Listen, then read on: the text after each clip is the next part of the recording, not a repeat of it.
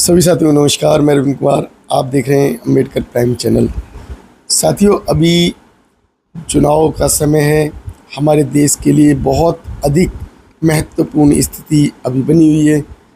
वर्तमान स्थिति में जो जनता पूरी तरीके से त्राही त्राही कर रही है और ज़्यादातर जनता बीजेपी का विरोध कर रही है, लेकिन उसके बावजूद बीजेपी निकल के आ जाती है।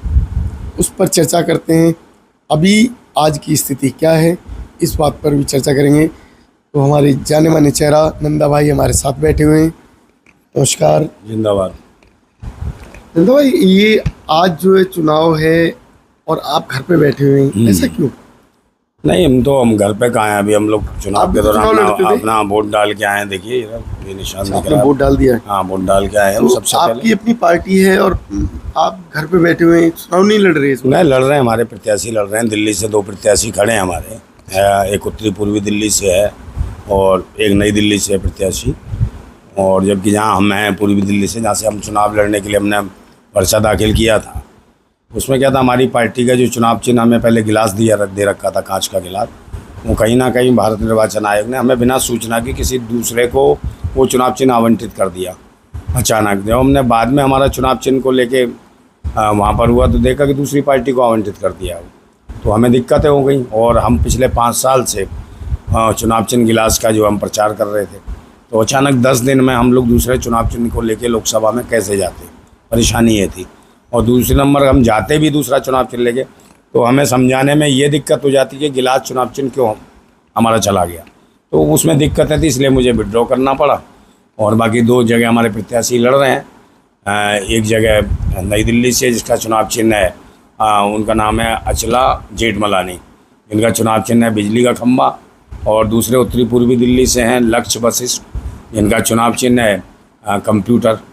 तो इस पर लड़ रहे हैं दोनों। और यहाँ पर हम जहाँ भी जो सपोर्ट कर रहे हैं, हम ये देख रहे हैं कि भाजपा के विरोध में जो कैसा क्या माहौल चल रहा है, उसके हिसाब काम हो रहा है सबका। हम चाहते हैं कि सरकार से, भाजपा से देश को छुटकारा मिले, क्योंकि ये पहली सरकार है जिसने सीधा निशाना अम्बेडकर साहब के संविधान को, बाबा साहिब को और लोकतंत्र को निशाना बना रखा है कि लोकतंत्र की कार्यप्रणाली बदलेंगे, संविधान को बदलेंगे। और बाबा साहेब का जो हस्तक्षेप जो दिखाई देता है पूरे भारत के अंदर, एक उनकी अमिट छाप है, उस छाप को ही ख़त्म करना चाहते हैं। इसलिए जो भी अम्बेडकरवादी लोग हों, भारतीय संविधान को मानने वाले लोग हों या भारत के मूल निवासी लोग हों, वो कहीं ना कहीं बाबा साहेब के साथ खड़े हैं। और इसलिए हम उनमें से एक हैं। इसलिए बाबा साहेब की विचारधारा को लेकर आगे चल रहे हैं। तो भारतीय संविधान दुनिया का, पूरी दुनिया का सबसे मजबूत संविधान है जो भारतीय संविधान है, उसके लिए हम लड़ेंगे। और जो लोग कहते हैं बदलते हैं, बदल देंगे, ऐसे लोगों को हम बदल देंगे और देश के अंदर किसी लायक नहीं छोड़ेंगे ऐसे लोगों को जो भारतीय संविधान पे नजरें गड़ाए बैठे। अच्छा, मैं ये जानना चाह रहा हूँ कि आज की स्थिति आपने क्या देखी? आज की स्थिति है, सारा पूरा देश इसके खिलाफ है, भाजपा के। पूरे देश में एक जन आक्रोश है, क्योंकि हर सिस्टम पे, हर चीज़ पे कह सकते हैं आप, भारतीय जनता पार्टी फेल है। उसके पास सिर्फ धर्म के अलावा कोई एजेंडा नहीं है। उसको लगता है कि बुरी हालत है, बार बार कभी थैले बांट देगी, कभी झंडे बांट देगी। तो इनके पास ये नहीं है कि भाई इन्होंने विकास क्या किया। ये कहते हैं सबका साथ सबका विकास। सबका साथ और सबका विकास कहीं दिख रहा है? नहीं दिख रहा। सिर्फ पंडितों का विकास दिख रहा, पाखंडियों का दिख रहा है। इन्होंने काम करा थानों में मंदिर बना के, वहाँ के जो मंदिर में जो उन डीसीपी उनको पैसा दे रहा है मंदिर के पुजारियों को। तो एक बात है, पुजारी कौन है? सिर्फ ब्राह्मण है और दूसरी जात के तो पुजारी है नहीं। तो पंडितों का फ़ायदा हो रहा है, वहाँ से वो दलाली करेंगे, लोगों के, देश के लोगों की मुखबरी करेंगे। हर थाने में बैठ के वो एक अधिकार जमाएं जिसको कहते हैं मनुस्मृति। तो मनुस्मृति की स्थापना हो रही है, हर थाने में मंदिर बन रहा है। और लोकतंत्र तो ये कहता है, हमारा भारतीय संविधान कहता है अगर वहाँ मंदिर बन रहा है, और इनके बाप की तो ज़मीन है नहीं थाने की ज़मीन, वो तो देश की ज़मीन है, देशवासियों की ज़मीन है। जिसमें थाना बना उसमें आप मंदिर कैसे बना सकते हो? मंदिर बना रहे हो तो मस्जिद भी बनाओ, गुरुद्वारा भी बनाओ, चर्च भी बनाओ, बौद्ध विहार भी बनाओ और जैन मंदिर भी बनाओ, सब बनाओ ना। सिर्फ एक मंदिर क्यों बना रहे हो? पाखंडी के लिए, ताकि वहाँ से वो मनुस्मृति को लागू करे और लाइजनिंग चले उसकी थानेदार से, और ऊपर जाके वो उनकी मुखबरी करे कि ये थानेदार सही नहीं काम कर रहा। और जो गलियों में, मोहल्लों में मंदिर है, उनसे इनका कंसर्न रहे। तो वहाँ से मुखबरी करके किसको फंसाना है, किसको नहीं फंसाना है, इनका काम ही है। शादी ब्याह कराते हैं, इनको सबको पता है कि किसकी बहन कहाँ ब्याही है, किसकी बेटी कहाँ ब्याही है, किसके बच्चे कहाँ भी आए हैं, तो इनसे बड़ा मुखबर कोई नहीं है। और जब दबाव की स्थिति डलवानी हो तो परिवार में उसके जो रिश्तेदार हैं उन पर दबाव में डलवा देंगे। जो आदमी आगे बढ़ रहा है तो वो आगे ना बढ़ पाए, इसलिए इन्होंने इस तरीके का एक जाल बिछाया है कि धर्म के नाम पे आप मंदिर खोलो। और मंदिर में सिर्फ पंडित ही क्यों बैठेगा, ब्राह्मण ही क्यों बैठेगा? अगर हिंदू हैं तो हिंदू दलित भी है, ओबीसी भी है, सिर्फ उनको दो। उनको पुजारी क्यों नहीं बना रहे हो आप? सर दलित उनको शिक्षक 10,000 रुपये महीना क्यों नहीं? 10,000 रुपये महीना दे रहे हैं, बताइए, फ्री में बैठा हो अंदर। तो ऐसी दलित तो अछूत है ना। अछूत व्यवस्था आप लागू कर रहे हो तो क्यों कर रहे हो भाई? तो हमने तो कह दिया बौद्ध विहार खुलवाओ ना। वो बौद्धिस्ट को मान रहा है जो दलित, तो बुद्ध विहार खुलवाओ, उसको भी 10,000 रुपये दो, नहीं तो उसके पुजारी को भी 10,000 रुपये दो। आप उसको क्यों नहीं दे रहे हो? तो आपका कहने का मतलब है कि पुजारी को 10,000 रुपये सैलरी हाँ लागू कर दिए? बिल्कुल, वो दे रहे हैं डीसीपी अपने हाथ से। तो मतलब उगाई तो वहीं से हो रही है, उन्हीं क्षेत्रों से उगाई हो रही है। और एक डीसीपी के अंतर 10-12 थाने आ रहे हैं, 10-12 थानों के एक डीसीपी 10,000 रुपये दे रहा है, तो लाख सवा लाख रुपये जा रहा है कि नहीं जा रहा? तो इसका मतलब वो किसके लिए काम करेंगे? वो करेंगे ना भाजपा के लिए, काम करेंगे ना धर्म के नाम पे। वही सिस्टम लोगों में जो आते हैं वहाँ पूजा पाठ करने, उसके कान में बोलेंगे भाजपा को वोट। मंदिर बनवाए, मंदिर में किसका फायदा हो रहा है? जो वहाँ पूजा करने जा रहा है उनसे पूछो तुम्हारे को दिया मंदिर? किस जाति के लोग हैं पूजा करने जा रहे? और जो मंदिर पे बैठा है वो कौन है? वो ब्राह्मण है, तो दुकान उसकी चल रही है। तो फायदा भाजपा शासन में ब्राह्मणों का फायदा हुआ है, किसी का फायदा नहीं हुआ। और वो भी ब्राह्मण वो जो मंदिर में बैठा है, समझे? वही चिल्ला रहे हैं कि मंदिर साहब मंदिर बना दिया, मंदिर। अब रोटी तुम्हें मंदिर से मिल रही है, पूरे देश को थोड़ी रोटी मिल रही है। पूरे देश को रोजगार से रोटी मिलेगी।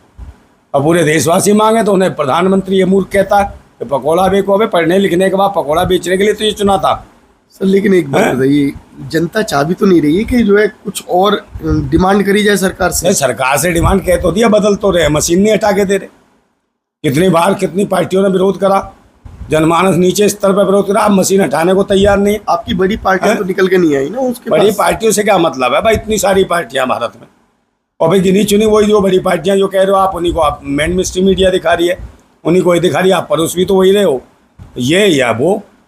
तो और जो यहाँ 2500 पार्टियां जो रजिस्टर्ड हैं भारत के अंदर, उनको कौन दिखाएगा? क्या वो पार्टियां नहीं हैं? उनका रजिस्ट्रेशन नहीं है? उनके नेताओं कौन दिखाएगा? उनके आंदोलन कौन दिखाएगा? आपने ही दिखाना, 3-4 पार्टियों को दिखाओ और अपना चलाते रहो दुकान। तो कहीं ना कहीं जो मेन स्ट्रीम मीडिया है वो भी बटी हुई है, वो भी एक रखी है। और उन्हीं में से एक पत्रकार है, ये तुम्हारे अजीत अंजुम लगाओ, अविनाश शर्मा लगाओ, तुम्हारे रवीश कुमार लगाओ, ये किसके लिए काम कर रहे हैं? कांग्रेस के लिए काम करते हैं। पुरसन वाजपेयी है, वो किसके लिए? कांग्रेस के लिए काम। तो ये कांग्रेस और भाजपा के लिए काम करने वाले लोग हैं, इसलिए इनके चैनल भी चल रहे हैं। तो समाज के लिए काम कैसे होगा? समाज के लिए, देश के लिए काम करना है ना। वो तो एक दुकान के लिए काम कर रहे हैं। लेकिन पब्लिक वोट तो देनी चली जाती है उन्हीं को। भाई आप हावी उन्होंने कर दिया, उसके अलावा ऑप्शन नहीं छोड़ोगे तो क्या करोगे आप? और वहाँ माहौल ऐसा बनाते करे, इसको नहीं वोट खराब हो जाएगा, इसको नहीं वोट खराब हो जाएगा। किसी को आज़ादी से प्रचार नहीं करने दे रहे। आप गरीब आदमी हो, चुनाव कहाँ से लड़ेगा बताइए? पहले वो पर्चा भरेगा, ये करेगा, व्यवस्था कहाँ से? उनके क्या 15-15 करोड़ रुपए खर्च कर रहे हैं बड़ी पार्टियों वाले। एक होल्डिंग जो लगता है एमसीडी का या प्राधिकरण का, उस पर आप लगवाइए होल्डिंग, तो कितने का? 15 दिन का भी किराया उसका 1.5-2 लाख रुपए है एक होल्डिंग का। और ये कितने लगा चुके हैं? हजारों लगाते हैं होल्डिंग।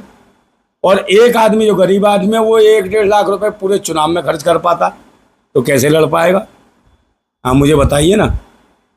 तो जो करोड़ों रुपए लुटा रहा है तो उसका मतलब डकैती करेगा। तो भारत निर्वाचन को आयोग को चाहिए, जो लड़ रहे हैं चुनाव, अगर वो करोड़ों रुपए फूंक रहे हैं तो भारत निर्वाचन आयोग ये चुनाव लड़ रहा है, उसके अकाउंट में पैसे नहीं डाल सकते, तो उसकी छापने की सामग्री या जो खर्च हो रहा है उसका खर्च भारत निर्वाचन आयोग को देना चाहिए, ताकि गरीब आदमी भी करोड़पति लोगों चुनाव लड़ सके, ताकि लोकतंत्र जिंदा रह सके। उन्हें भी लड़ने का अधिकार होना चाहिए। सबको कहें लोकतंत्र जिंदा है। अब गरीब आदमी लड़ेगा नहीं, गरीब आदमी को फिर क्या है? गरीब आदमी तो वोट लेने के लिए पैदा नहीं हुआ, सिर्फ वोट देने के लिए पैदा हुआ है। फिर काहे का लोकतंत्र बचा? तो इसे भारत निर्वाचन आयोग को सोचना चाहिए कि गरीब आदमी चुनाव लड़ेगा तो उसको आर्थिक मदद किस चीज़ से करेंगे? पोस्टरों से, बैनरों से, इन चीज़ों से। उसके इन चीज़ों को सुविधाएं देंगे और वहाँ से वो अपनी पेमेंट करे, तब तो गरीब आदमी सर्वाइव कर पाएगा और लोकतंत्र में विश्वास रख पाएगा। अब लोकतंत्र का तो मंत्र अब ये कर दिया लूट तंत्र है, तो लुटेरे आ रहे हैं, लोकतंत्र को लूट तंत्र में बदल दिया, वो लूट रहे हैं, चाहे पैसे से वोट, चाहे कैसे ही वोट। गरीब आदमी तो बेचारा ईमानदारी से काम करेगा, पूरा जीवन निकाल देगा अपने मिशन पे, इस पे, तो आपको कोई वोट नहीं देगा, ना आपको पार्टी टिकट देगी। आप मिशन में लगे रहिए, बाबा साहब को माने सब कि आपकी विचारधारा को जाने नहीं देगा, और आप खड़े हो गए तो कह देगा अरे साहब वोट काटने आ गया है, तो ये तो वोट कटवा हो गया। चाहे तुम आप कितने भी विचारधारा के पक्के हो, बाबा साहब की विचारधारा बोले वोट, इसकी औकात क्या है, इसके बाद क्वेश्चन ही क्यों खड़ा हो गया। अच्छा, जिसमें अकल नहीं है वो पार्टी से खड़ा है, इसकी मदद कर, समझे नहीं। तो जो सच्ची सोच के हैं, इन्हीं में से एक मान्यवर काशीराम थे, जिन्होंने कभी इस चीज़ को नहीं सोचा, अपनी विचारधारा को बढ़ाया। उन्होंने कहा एक नोट और एक वोट। लेकिन अभी उन पे आरोप लगा दिए ना, जो आरोप लगा रहे मूर्ख हैं, उनकी अपनी महत्वाकांक्षा है। उन्हें लगता है कि काशीराम को टारगेट करके, तो मुझे तो लगता है काशीराम और बाबा साहब को कोई टारगेट करके आगे बढ़ जाएगा, उस समाज उसके ऊपर थूकेगा जो इनका विरोध कर रहा है। मैं सच्चाई कह रहा हूँ। प्रोफेसर भी जो कोई भी हो, चाहे प्रोफेसर हो, चाहे कोई भी हो, अगर मान्यवर काशीराम का कोई विरोध कर रहा है, बाबा साहब का विरोध कर रहा है, तो पूरा भारतीय समाज, भारत के लोग उसको थूकेंगे उसके मुंह पे। और अगर वो ऐसा कर रहा है तो अवश्य ही ब्राह्मणवाद की चाटुकारिता कर रहा है। अच्छा, जो अभी चुनाव की स्थिति जो बनी हुई है उसे आप कैसे देखते हैं? चुनाव की स्थिति तो चल ही रही है, आप तो देख ही रहे हो। ले आए वो अपने रास्ते पर, ले आए कांग्रेस की ओर, भाजपा ने लूट लिया, हम 10 साल में कांग्रेस की ओर, इंडिया गठबंधन बना दिया। आएगा यही भाई, कम ज़्यादा सीटें आएंगी, और अगर मोदी भी आ जाता है तो वो गठजोड़ से आ जाएगा। मशीनें हैं इनकी, मशीन हटाना नहीं चाहते, कांग्रेस आंदोलन नहीं करना चाहती मशीन पे, केजरीवाल ढंग से करना नहीं चाहता, ये वही केजरीवाल है। ये जो कहता था कि भाई बाबा साहेब और भगत सिंह की विचारधारा पे चलेंगे, ऐसी मानसिकता नहीं है। और परेशान होता तो सीधा कहाँ जाता था, बापू की समाधि पे, महात्मा गांधी की समाधि पे। अब जेल से छूट के आया तो कहाँ गया, हनुमान मंदिर। तो इनकी सोच अलग है, बापू की समाधि भूल गए, बाबा साहेब को भूल गए, भगत सिंह को भूल गए, अब इन्हें हनुमान याद आने लगा। कल इनको फायदा मिलेगा। पकड़ जो है, जो कानून से छूटे हैं वो बाबा साहब के कानून से छूटे हैं। नहीं तो फिर मंदिर क्यों गए? ना बाबा साहेब के लिए गए, ना बापू को मानता था, ये बहुत बड़ा गांधीवादी बनता था, तो गांधी के समाधि पे भी नहीं गए। जय हनुमान करने गए, वहाँ से यात्रा निकाली। कुछ दिनों बाद लगेगा कि इन्हें नाथूराम गोडसे के हिसाब से होगा, तो नाथूराम गोडसे के समाधि बनवा देगा, वहाँ चला जाएगा। तो ये अवसरवादी लोग हैं, गिरगिट जैसी मानसिकता के लोग हैं, और विदेशी मानसिकता से ओतप्रोत हैं। ये कुल मिला के इनकी सोच यही है कि जो भारतवासी हैं, भारत के मूल निवासी हैं, उनका खून कैसे चूसा जाए, चाहे कांग्रेस है, भाजपा है, आम आदमी है, ये सारे वो उसी मानसिकता के लोग हैं जिन्हें आप कह सकते हो कि मनुवादी विचारधारा के पोषक लोग हैं, जो शोषण करना चाहते हैं भारतीय समाज का। उनसे हमारी लड़ाई है। अच्छा, जो अभी जो चुनाव हैं, चुनाव में किसको आप देख रहे हैं कि जो है अधिक सीट लेके आएगा? देखिए, सीट तो कोई भी लेकर आए, हम तो ये कह रहे हैं कि बहन जी, अगर हमारी बहन जी की सीटें 30 से 35 भी आ गई तो उन्हें प्रधानमंत्री बनने से किसी का बाप नहीं रोक सकता। मैं लिख के दे दूँगा। 30-35 सीट में कैसे बहन जी बच जाएंगी? नहीं, 30-35 बननी है। आंकड़े तो यही बता रहे हैं, आंकड़े ये बता रहे 30-35 सीट अगर बहन जी की आ जाती हैं, कोई भी प्रधानमंत्री बनने से बहन जी को नहीं रोक सकता, क्योंकि उसमें एनडीए गठबंधन की भी परेशानी हो जाएगी और इंडिया गठबंधन की, क्योंकि ये 30-35 का आंकड़ा ही फंसेगा बहुत भयंकर, देख लेना आप। और इस 30-35 के खेल पे ही सारे काम होने हैं। और नहीं तो ये चाहते हैं भाई, मनुवादी व्यवस्था के लोग हैं, तीसरे फ्रंट की बात आएगी तो हाँ वो तैयार नहीं होंगे। और बहन जी का एक ऐसा नाम है, स्थिति ऐसा है कि इंडिया गठबंधन की मजबूरी हो जाएगी, बहन जी के साथ खड़े, वहाँ कहीं ना कहीं आनाकानी करेगी तो कांग्रेस करेगी, ममता बनर्जी भी कर सकती है, क्योंकि ये ब्राह्मणवादी मानसिकता के पोषक है ये। तो ये नहीं चाहते कि बहन जी को आगे आ जाए या उस तरीके से। तो बहन जी इसीलिए सोचा कि ये लोग मुझे लाना नहीं चाहते, ये चाहते तो बहन जी भी साथ होकर लड़ सकते थे। मैं चेहरा तो बनाते बहन जी को प्रधानमंत्री का, नहीं बनाया चेहरा, तो अपने आप में लगे। राहुल गांधी ने प्रधानमंत्री का चेहरा नहीं बनने दिया बहन जी को, सबसे बड़ी परेशानी है, सच्चाई है। तो क्या इस तरीके से कांग्रेस जीत सकती है? इसलिए कांग्रेस टारगेट कर रही है, बहन जी को टारगेट किया, मान्यवर काशीराम को टारगेट किया, हम बता ही रहे, देख ही रहे। तो उसके बाद वो दलाल हैं जो मिशन की बात करते थे, वो कमीशन खोर भी बाबा साहेब और मान्यवर काशीराम पे सवाल उठाने की बात कर रहे हैं। आप देख ही रहे हो उनको। तो इनके करने से कुछ नहीं होगा।